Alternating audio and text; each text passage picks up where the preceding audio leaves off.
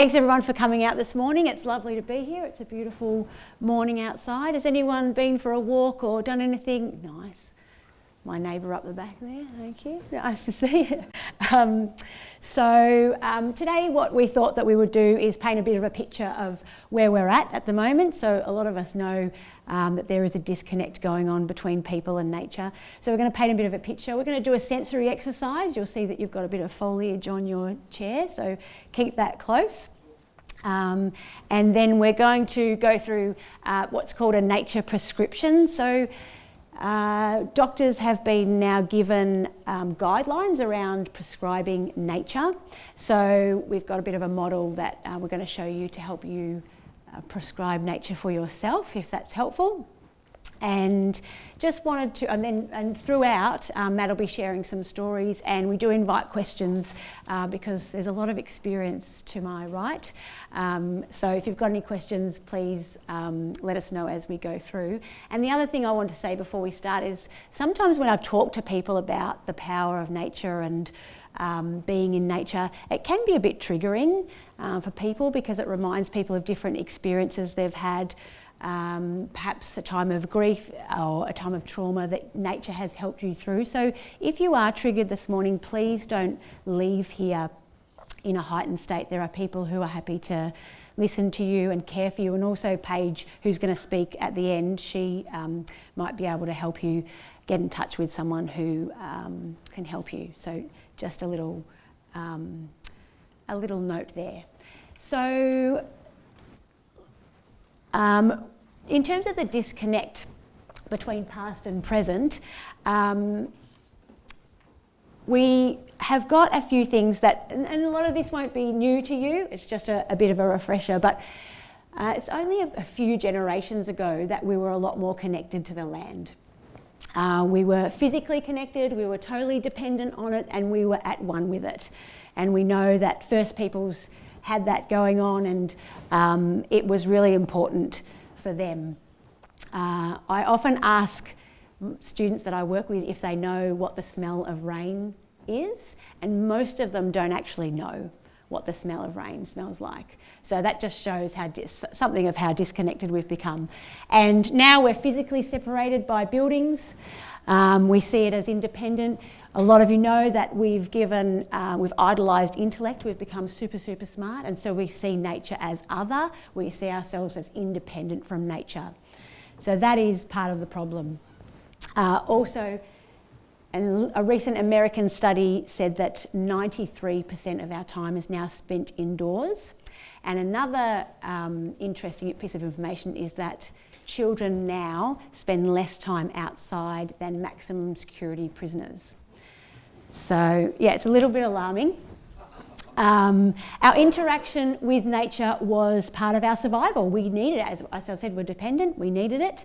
And now it's more about owning land, having something to do something with. And obviously some people want more, some people want less, but a lot of it is around exploitation.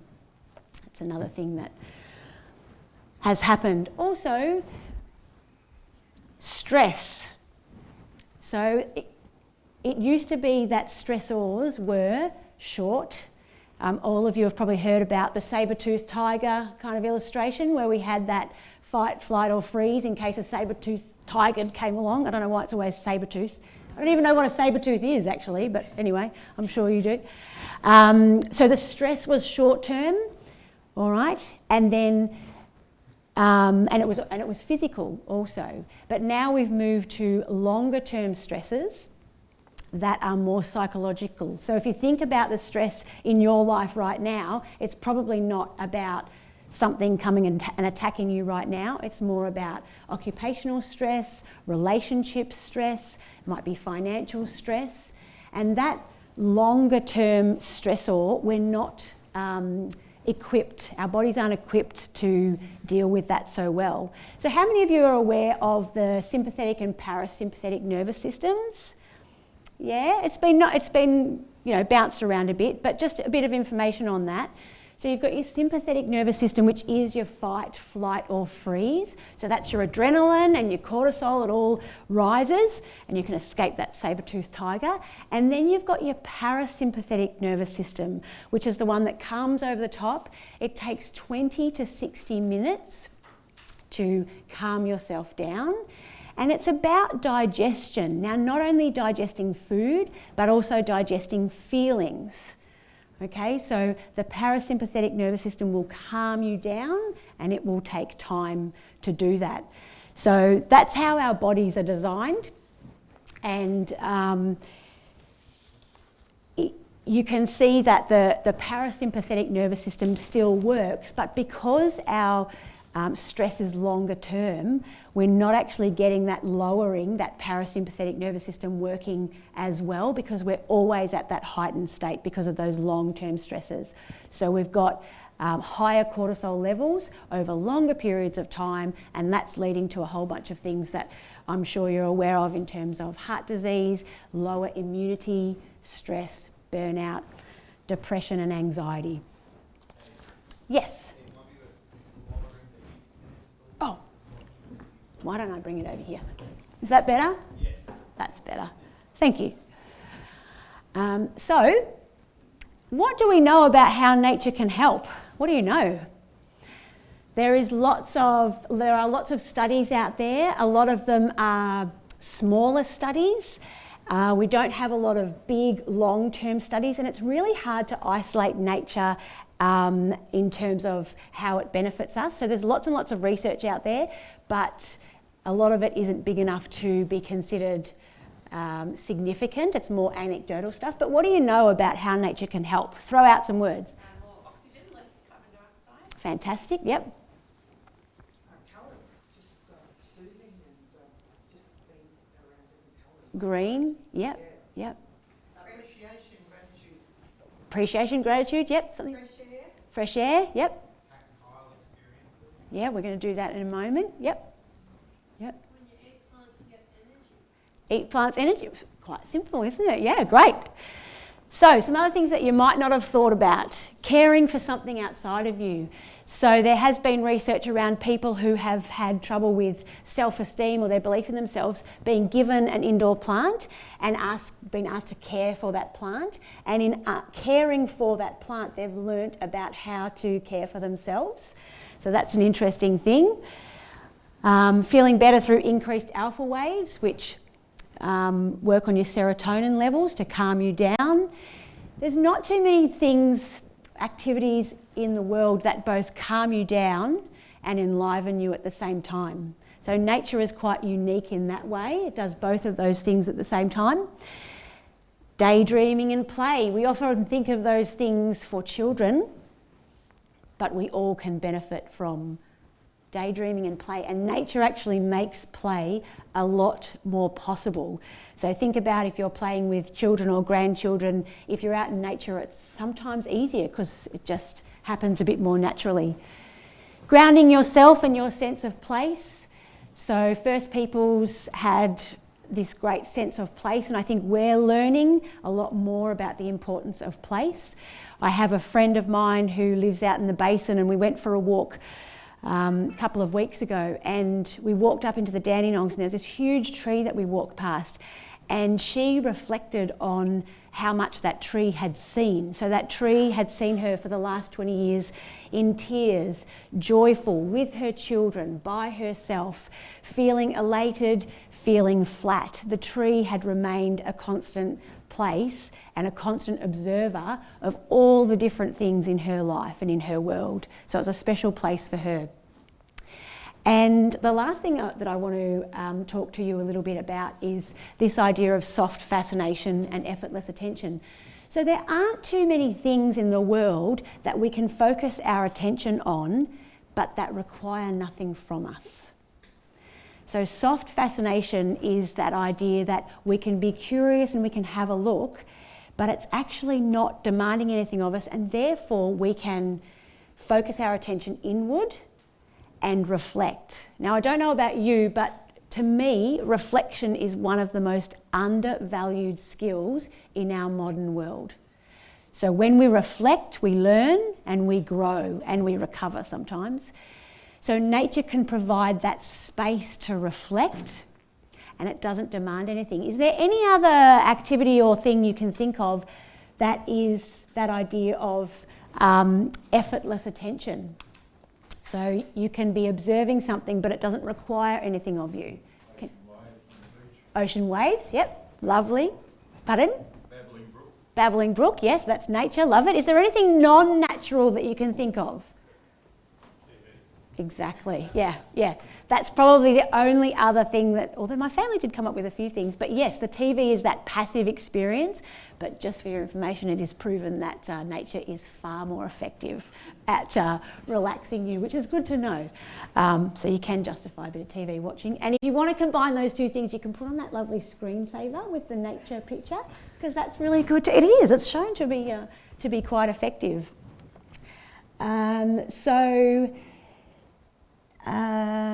Yes, the only other thing I was going to say about that is that in previous generations we were able to hold that soft fascination because we needed to be alert to our surroundings and how they changed, because that would tell us how we needed to respond.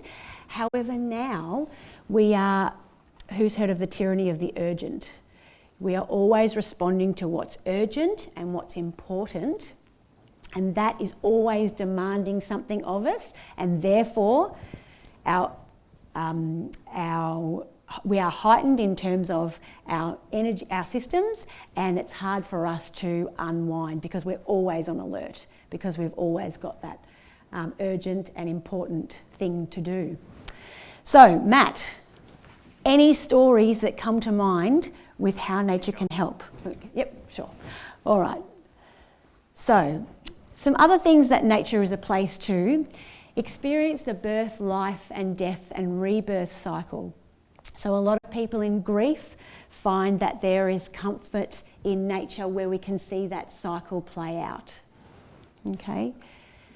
Connecting to something bigger. So sitting in a forest, it gives some level of perspective to us and what we're going through when we can see things that have been around for a lot longer. They are physically a lot bigger than us, and it might also connect you to God, or some people connect to the universe when they're in nature. Again, people in grief can find that nature reminds us of the goodness in the world, and we all need reminding of that, don't we? Unconditional acceptance, experiencing slow time. Who needs some slow time in their world? Really important. We can see and embrace the transitional liminal space. So this is a really important idea of, some people go for a walk or immerse themselves in nature in between work and home, or in between seasons of life. So nature can provide that in-between space that can be really helpful for transitioning. Another, balancing doing and being. I throw it out to you. Does anyone think of any other thing that you can do that balances being and doing? Nature is pretty unique in that you can, and we do live in a world where we kind of talk about what we're doing. You know, you've got to do something. We feel justified when we're doing something. So we can actually do, going for a walk, going into the forest, going into nature. We can actually be at the same time. So we combine those two things, which is quite unique. And finally, finding refuge. So in our modern world, people are often finding refuge in alcohol, recreational drugs, the TV, the internet. But those things give us an illusion of prospect. However, nature is grounded in reality. So we can find refuge in something that's actually still real, whereas those other things tend not to be real. Any stories come to mind yet, Matt? Yeah, I'll keep it to the end. Okay, keep it to the end, sure. All right, so let's get sensory. So if you can grab your piece of foliage, I'm not going to tell you what it is. Those people who like the garden, you can show your stuff at the end when I ask you what it is. So this is an edible native plant, and we're just going to do about a 5-minute sensory exercise to just give you a nice experience this morning. So, what I'll get you to do first is called a physiological sigh. So it's a little skill that you can do anywhere, anytime, that helps you to get that parasympathetic nervous system active. So what I want you to do is take a big breath in and then add a little sniff to the end and then slowly breathe out. Get yourself comfy on your chair. If you're not, you can have a little bit of a wiggle, move around. And again, we'll do another physiological sigh. Breathe in. Extra sniff is important, and then slowly breathe out. It's a nice little skill, that one, that you can do. If you are happy to close your eyes, you can close your eyes and just get yourself comfy. Feel your body engaging with the seat. Feel how your clothes are resting on your body. Probably put your feet flat on the floor if that's more comfortable. And just calm yourself down. Find that rhythmical breathing.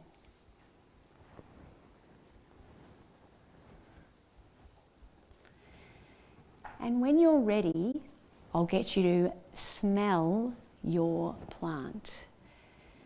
Now you might want to take a big inhalation, or you might just want to gently smell it. Just keep your eyes shut for a moment and just smell that plant.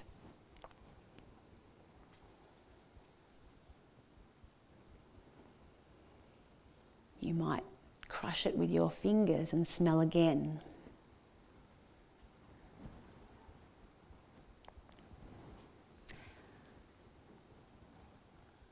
And now have a look at your plant. So really study it like you've never seen anything like it before in your life. Get curious. Look at the edges. Look at the stalk. Look at the colour.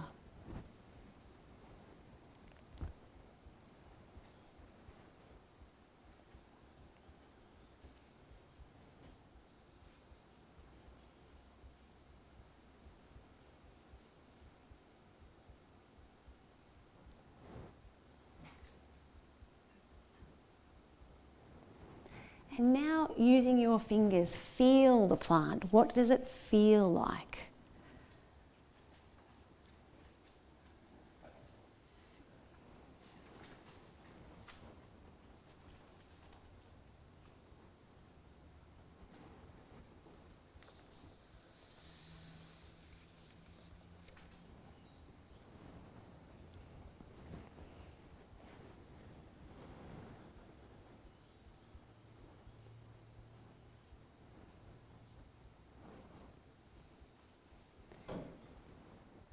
We're going to move on to our sense of taste. If you do not want to taste, you can continue looking, feeling, smelling that plant.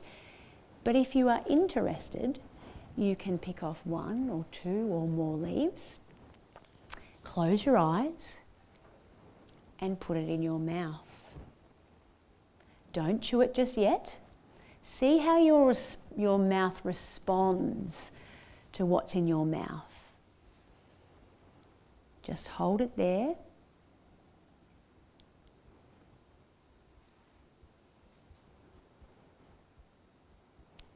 And now allow your mouth to do what it naturally does, which is chew and move it around on your tongue.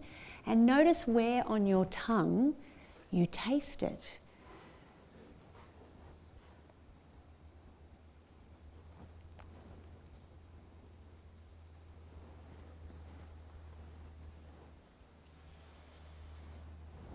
What does it feel like in your mouth?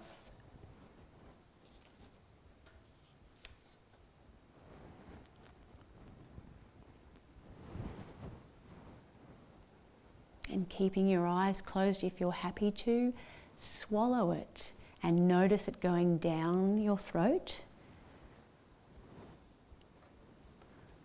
And what taste is left in your mouth?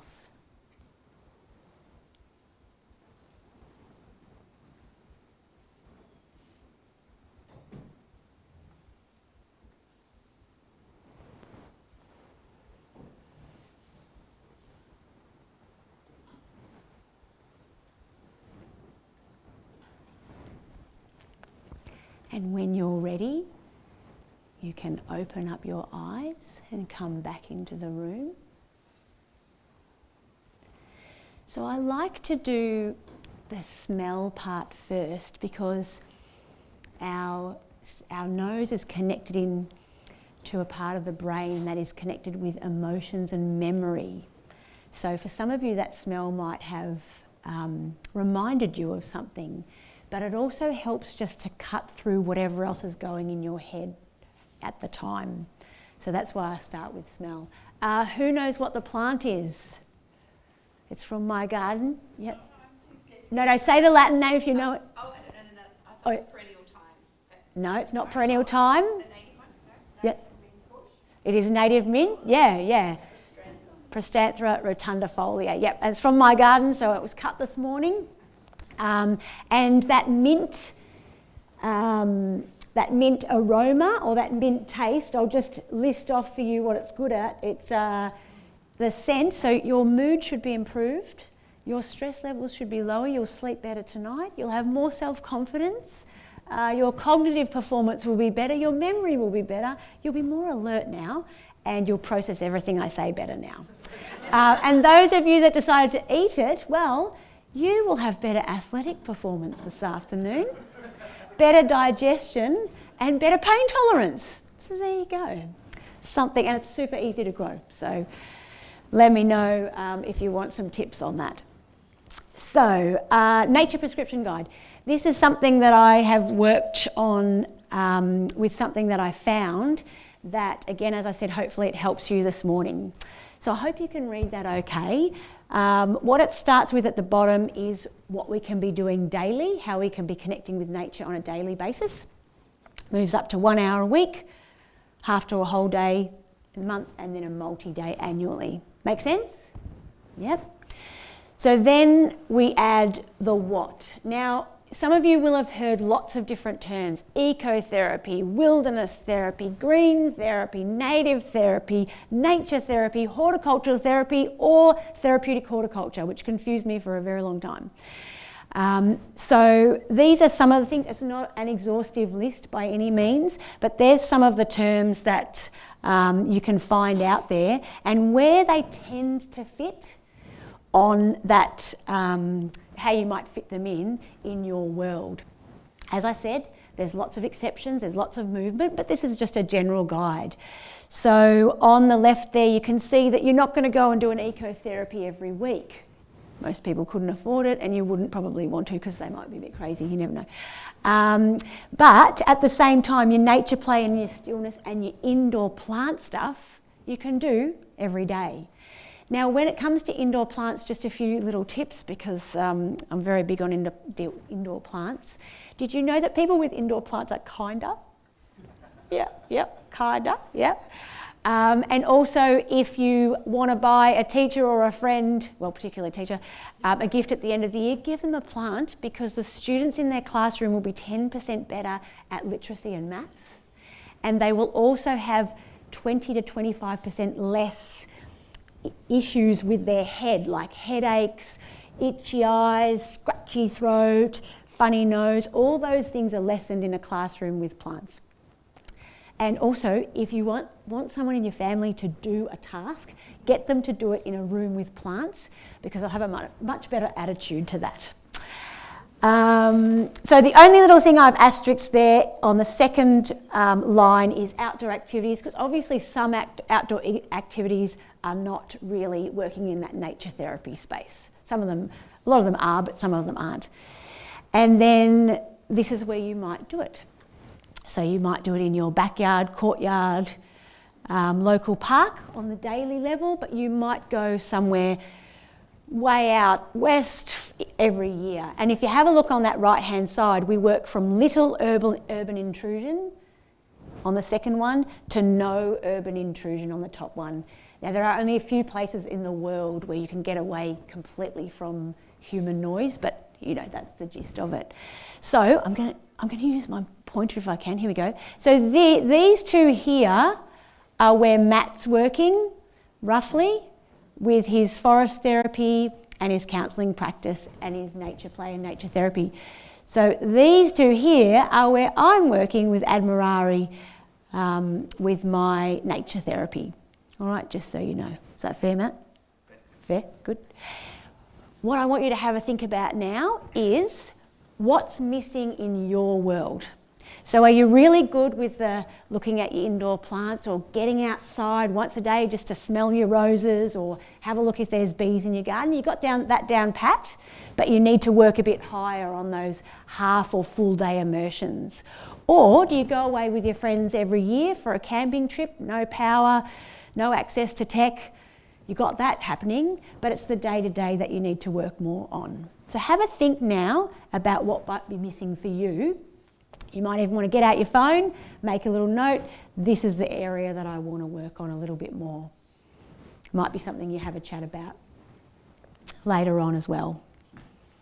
So, just a little bit about nature therapy, which is what my company Admirari offers. It's a combination of a few different things.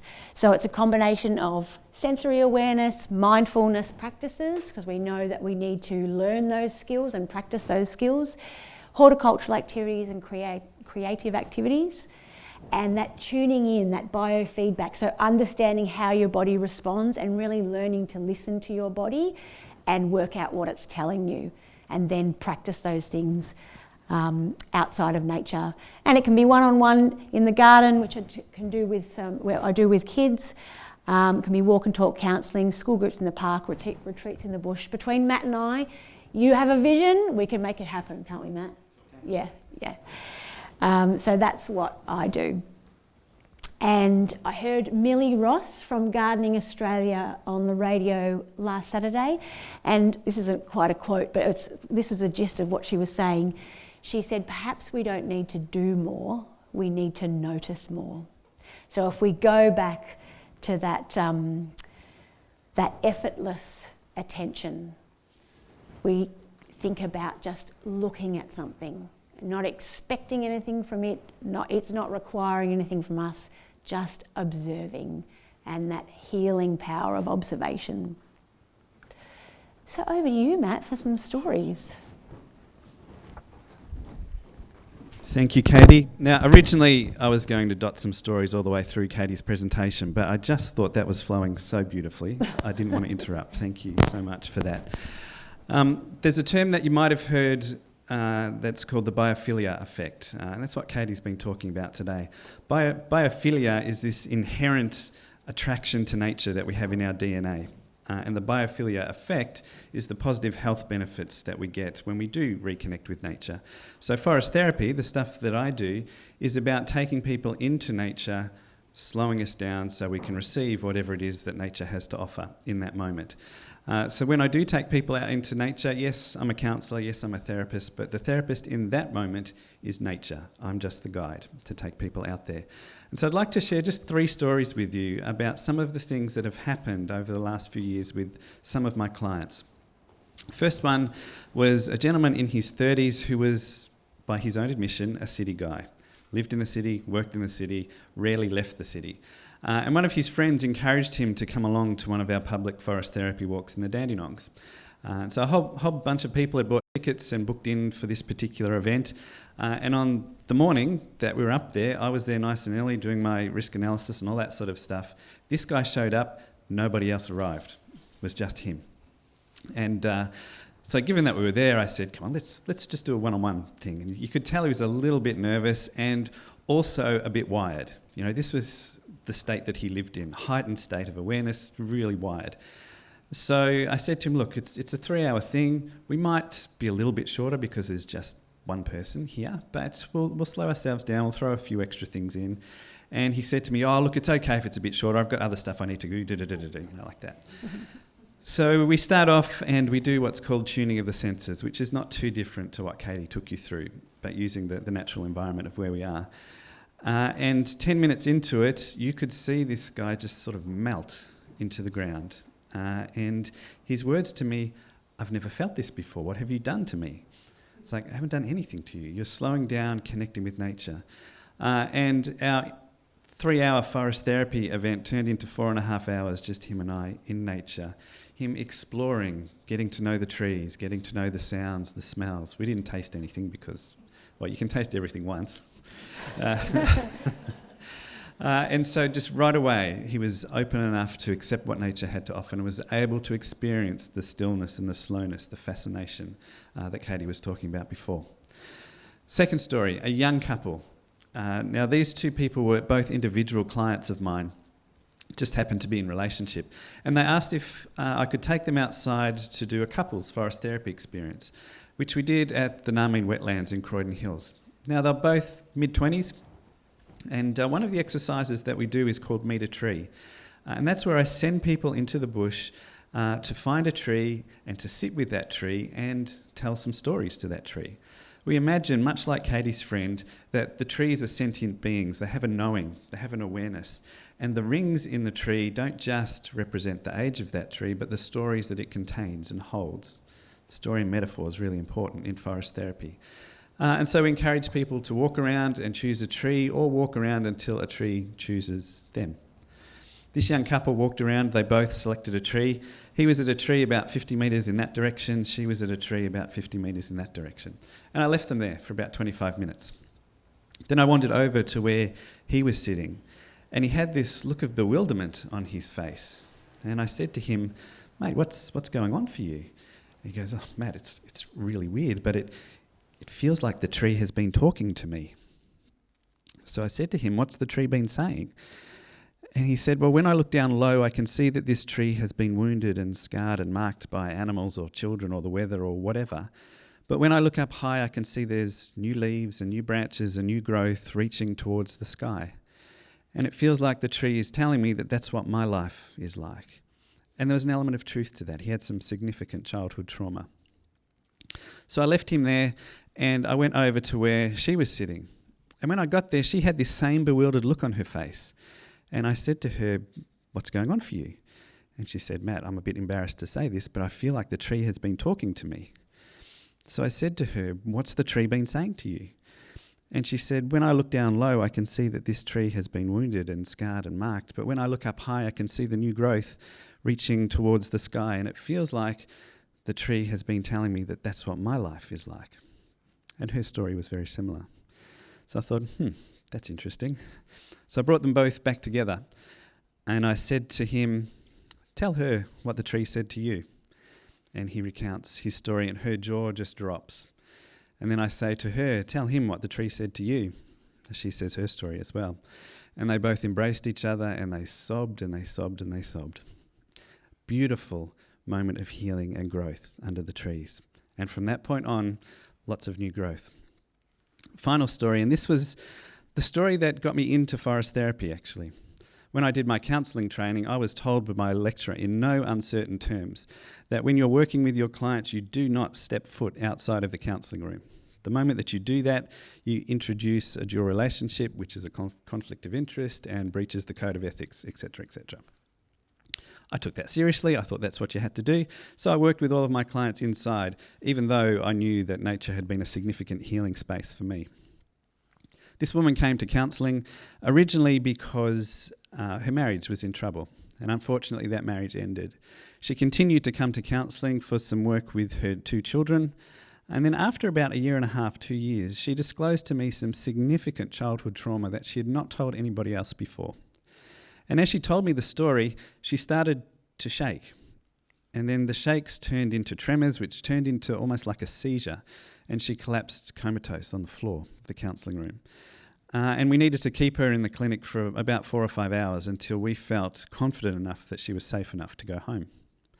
She was very determined to work on this. So the next week she came back and she told a little bit more of the story, and the same thing happened. She got the shakes, tremors, seizures, collapsed on the floor, spent the next half a day in the clinic.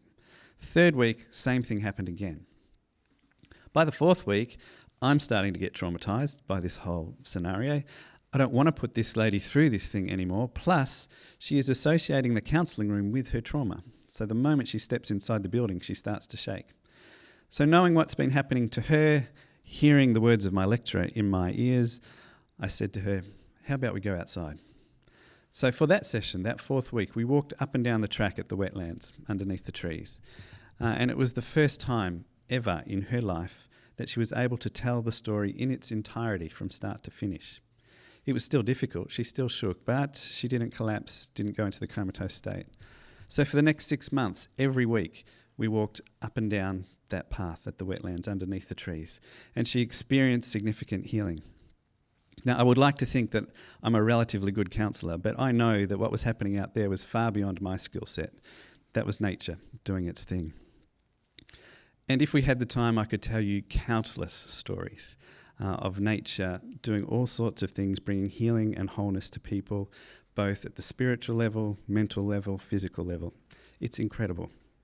And so just along with Katie as well, I'd encourage you, regardless of what it is that you're facing or your loved ones are facing, by all means get the help that you need, but also remember that there's this entire natural environment around us that wants to help too. It has a lot to offer. I'm going to leave it there. Sure. All right.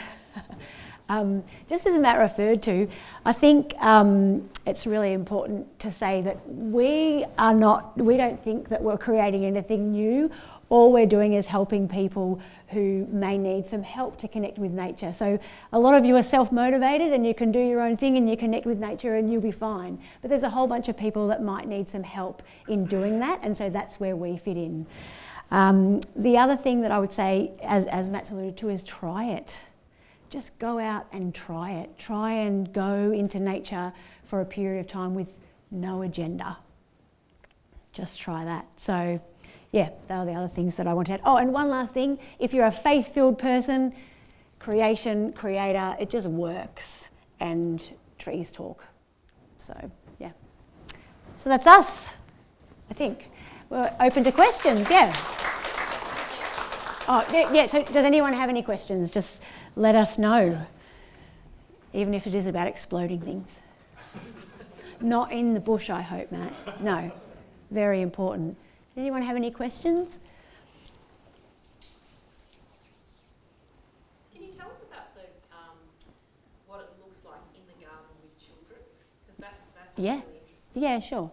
So my session will usually start with a herbal tea, just from the garden, so that they're getting that flavour and they've got something to hold on to, and then I'll ask them to go and find something that represents how they're feeling. So they'll wander around the garden, find something, and we'll talk. Well, both of us will do that activity. Then I'll move into a mindfulness exercise, so helping kids to get that toolbox of breathing, tuning in. It might be any of our senses, all of them. Sometimes we lay on a picnic blanket, look up in the sky, because I think imagination is really important for kids as well, just to give them opportunities to use their imagination. And then we'll move into a horticulture activity. So some of them love potting things up, some of them love picking things from the garden. And so we'll do that, and I've got a plan, but then it's just totally guided by them. Yeah, and we have a suburban farm, so we've got we're just on a normal block, but we've got about 30 wicking beds and a whole bunch of productive stuff. So yeah, and sensory stuff. Yeah. And when we take the kids outside for forest therapy, or we call it nature play with the kids. With forest therapy with adults, the main thing is about slowing people down. With the kids, slowing down is sometimes a little bit difficult, so we change the focus to unstructured play. So we'll have a program of things in place that will take the kids through, some sensory stuff, some creative stuff, some mindful stuff. But if nature has other ideas for that group of children, then we'll follow that. For instance, we took a group of at-risk kids from one of the colleges in the city up to the Dandenongs. Katie and I were part of this one, and we had I think a 3-hour program all set out, and as soon as the kids got off the bus we knew it wasn't going to work, and so we just ditched the entire thing, still filled the 3 hours easily, but the kids did their own thing, built forts, did art, all sorts of stuff. So unstructured play is what we do with the forest therapy stuff. And we're happy to do that with adults too, aren't we, Matt? Unstructured play. What does play look like when the adults get involved? Have you done any of that? When the adults are involved, it doesn't look that different, actually. Yeah. It's, barefoot out in the forest, collecting things, making art, building forts, all sorts of possibilities.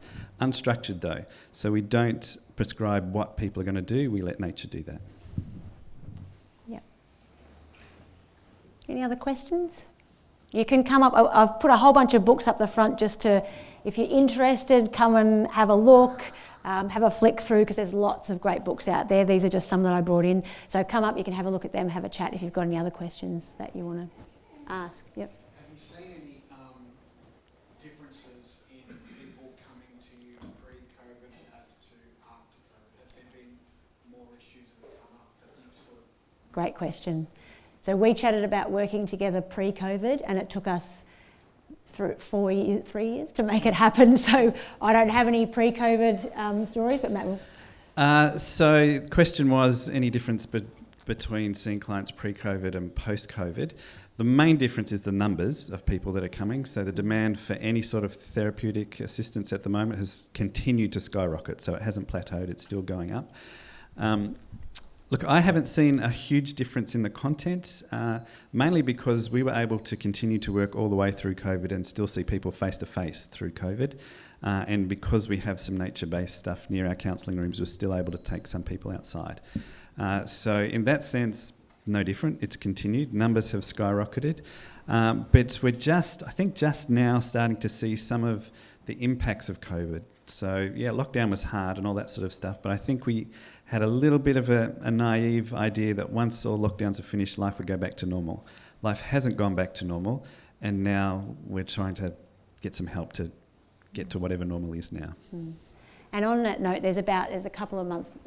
What's the waiting list for psychologists at the moment, Matt? Psychologists around 6 to 8 months. For counsellors like ourselves, 2 to 3 months. And so this is the kind of thing that can bridge that gap for people as well, because we don't have that long waiting list for the nature therapy space. And the other thing we can do is work in with counsellors and psychologists. Sometimes you need I don't like to use the word circuit breaker because that was overused during COVID, but sometimes you'll be working with your therapist, you just need something to mix things up and then continue on. There's a question over here. Yeah, I was just wondering, obviously mental health, there's lots of benefits. What about with people with disabilities? Is there sort of a field for nature play with people with disabilities? Yeah, Forest Therapy Victoria does all ability walks. We just do it in different locations. So generally we want all ability toilets to be available and a path that is made rather than rocky and crevices and things like that. Same health benefits are there, with the added experience for some people that there's this feeling of almost liberation and freedom.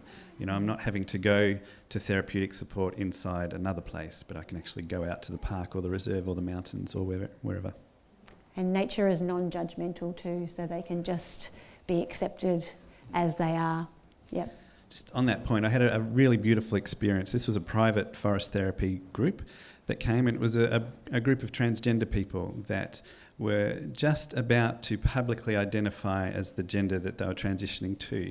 And it was the first time that many of them had gone outside with that gender, and the community of trees is what we refer to nature as. Many of them saying, this community welcomes me as I am, and have heard that multiple times from lots of different groups, that this non-judgmental community of trees that will always offer shade and shelter and oxygen and food, regardless of who you are, that can be an incredible healing space. Mm. Probably last question because we're over time. Yep. I've got to ask you later. That's all right. So we've seen a big rise in bush kinder and that sort of Yeah. thing. I work for the education department. If you could make one recommendation for secondary schools in terms of engaging with nature, what would it be? Oh, what a great question. Yeah, so if we could make one recommendation for secondary schools in terms of connecting with nature, what I would love to see, there's a lot of schools that have got the outdoor environment, but the teachers don't have the capacity to connect it. So I would love to see a person appointed in every school to make that connection, because there's so many connections with all your STEM subjects and everything that you can do, but the teachers don't have the capacity. They are chockers. So finding space in the curriculum and then having someone to connect the outdoors and the indoors, is what I'd love to see, yeah. Oh, you go. What would you say to someone who, because obviously COVID, financial pressure, cost of living is putting pressure on people. Someone sitting on the borderline, on the edge, on the fence of should I get help, should I not? What advice would you give to that person to go and get help? So what advice would you give to someone who's under the pump, feeling the pressure on the border of should I or shouldn't I go and get help. Did you say the word should, or did I put that in? Yeah, should, no, Yeah. on the borderline. Should I, Yeah, because almost there, but they can't quite. yeah. Don't like the word should. I think the opportunity is could. What could they do? I would always say go and get help. Would you say that? Always, always, always. Because it's often, you don't want to wait until it's crisis, right? You want to be preventative if possible, and yeah. I'd encourage people just to make a phone call Yeah. to their counsellor or psychologist, someone that's close by. With my counselling practice, MGA, people call up. We always just have a chat on the phone first to make sure that the services that we provide is the right thing, or whether what they're facing can be helped through counselling or something else. And occasionally we just have a chat on the phone and that's it. We don't need to do any more than that. So make that phone call as the first, second step, and then see where it goes from there. And probably the only other thing is make a phone call to a friend if you need to, who will then help you make the phone call, because I'm a counsellor, but I still needed to chat with a friend about whether or not I should go and get help, right? So sometimes you just need that, should I, well, I won't know. Friends are really helpful. Talk with someone about it. Just keep communicating. Over to you, Sally. Questions could go on. Yeah, that could. Super helpful. And when you said phone call, I'm like, phone calls are so scary. So that friend holds you accountable. Fabulous content. Thank you so much. We really appreciate it. And as you said, so many in the room are already advocates of nature and the healing properties of nature. But to hear it all tied together like that was brilliant. Really, really appreciate it. Paige, if you'd like to come up. Paige, and I threw out my little thing with the bio, so you'll have to explain what you do because I threw my little piece of paper away. But Paige and I caught up. She sent an email just generally to a whole lot of people in the community talking about different resources. And one thing you talked about really connected with one thing that we want to do at Southern Cross Church. And so we went and had coffee, hot chocolate, and discussed just all things mental health. And I thought, Paige needs to come along and explain some of what she does and what's available in the community. So please do that before we go to morning tea. Thank you. Just down, yeah, it's still always too high for me. Ignore my croaky voice, I'm sorry. I was cheering the Matildas for 3 hours yesterday. And I woke up this morning going, oh no, that was a bit overdone, wasn't it? But what a great result. What a great result. Tears and screaming and my children slept through it, so that was great. Teenagers. So thank you for this opportunity. I really, really appreciate it. So I'm from Health Ability, which is community health. So we're located just in the building over there, but also across at Box Hill. So 2 organisations merged about 5 years ago, but it's about community health. So we offer a lot. I won't go into detail there because what I'm here to talk about today, and I've left some flyers just at the back, is our after-hours mental health nursing service. So this came about 4 years ago. And initially it was set up, and it still is, but we've morphed a bit, is emergency diversion program. So people presenting to emergency and Box Hill Hospital for mental health concerns, not in crisis though. If you're not in crisis, you'll end up waiting in emergency for a long, long, long time. So this was an alternative, hoping to get diversions. We were situated in a building that it was an after-hours GP clinic. So people could be walked across the road or our nurses could go across the road. Obviously COVID hit and lots of changes had to happen in the world. Face-to-face wasn't a big option for services, but we also cover 12 local government areas, so it's massive. Right out Wallen, Marysville, right down to Monash, Yarra Ranges, and people won't travel that far to Box Hill to engage in those services. So predominantly it's via the phone. We can do video call, but people can also drop in at this stage to the service. So it's a non-crisis service, and it is in the title, it's after hours and access to a mental health nurse. So a mental health nurse, credentialed mental health nurse, so lots of experience, can unpack things that are going on for someone. They don't have to have a diagnosis of a mental health issue, just if they're challenged, I like to say, a little bit wobbly, and they need to unpack and just touch base with someone. So we get referrals from all different areas of the community, but people can self-refer as well. And the flyer you'll see, there's a 1300 number, which is a free call for anyone contacting the service, but it is hard to make that call. So we've also got a online request a callback as well. But if you are working, if other people have got services already provided, they can do that referral. And the good thing about a referral too is that people don't have to retell their story, because a lot of times if people have experienced trauma, to have to retell their story can be re-traumatising. So if we can get that background and tips and tricks on how to make that rapport really quickly, because it is a brief intervention model, but your definition of brief intervention and my definition of brief intervention can be very different. So it's very, very flexible.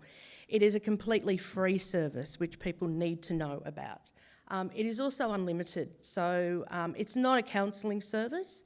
It's very different from that, but we can support and help clients unpack what's going on and offer some strategies.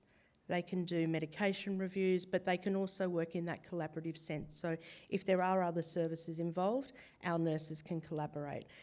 In saying that though, they work in the after hours, so that'll all be electronically, it will be via email, but that opportunity is definitely there. All ages as well. So when COVID restrictions were easing and teenagers were going back to school, there was a lot, as you can imagine, and as you probably experienced, a lot of anxiety around that. So we did have a lot of teenagers contacting us, and we're able to provide that service via text message as well. So it's not ideal. We'd rather talk. We'd rather see people face to face. But if that's the only way that they are able to connect at that time, we can do that as well. So we can provide like text messages, but we can also provide a text message to let people know that we're going to give them a call, because, you know, I don't answer my personal number to numbers I don't know. It goes through to message banks, so we can do that, and that's especially good for people experiencing family violence and things like that. People can also be anonymous. So a lot of people don't trust services, especially if they've had bad experiences. And again, people experiencing family violence, if they're going through the court system, they want to avoid having branded anything with mental health challenges. So people can be anonymous until they build that trust with our service, or they can just remain anonymous. So, and even though we cover 12 local government areas, we've never turned anyone away. So if someone rings up and they're from, you know, City of Casey, we'll still take their call and still provide those services. And our nurses will provide referrals if need be as well. So it's a very flexible service and very supportive services, very experienced nurses. We only have 3 nurses, and the reason I point that out is because we've only got 3 nurses. So you know who you're going to talk to when you ring up. So we've got a couple of nurses available in our casual pool now to cover leave and things like that. Yeah, very small team, very supportive team. So it's not like when you ring another helpline that you're not sure if you're going to have to go through your whole story and stuff again. But I am going to be hanging around, so if anyone's got, I mean, you can fire questions at me now, but if anyone wants to have a chat, I've got some flyers. I've got flyers about another program that we run to supporting over 65s with navigating nightmare services like my aged care. So I'm happy to talk about that as well, or anything to do with health ability at all. Thank you.